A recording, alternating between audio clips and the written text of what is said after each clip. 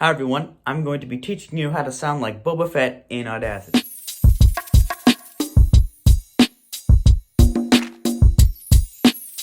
This is going to be the first part in my series that's talking about how to sound like characters with audio editing in Audacity. So first step is to have your track ready, have it already recorded. Doesn't matter in this one if it's mono or stereo. I'll play my track I recorded for this.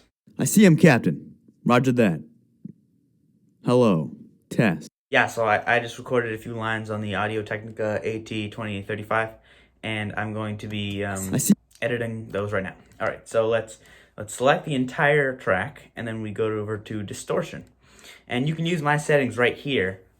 You can pause the video and copy them exactly, but I used hard clipping for my distortion type, and here are my levels. So you can play back right here if you want to hear what it'll sound like, but I just click apply, and boom. I do not recommend playing the track if you have headphones on because it's very loud because it's very distorted. So next we go over to the high pass filter. I use 1000 hertz for the frequency and 24 decibels for the roll off. And you can preview it. I see him, Captain. Roger that. Sometimes you might need to adjust it. You might need to make the frequency a bit higher if you're yelling or something like that.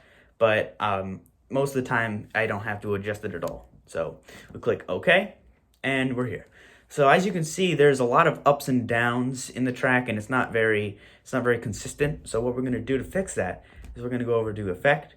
We're going to go over to Loudness Normalization, and I put -20 right here, and I keep this as perceived loudness, and then it'll sound. I see him, Captain. Roger that. It'll sound a lot more consistent and not as out of control. And here's the final product. I see him, Captain. Roger that. Hello. Test. And that's it. Thanks for watching. Please subscribe and see you next time.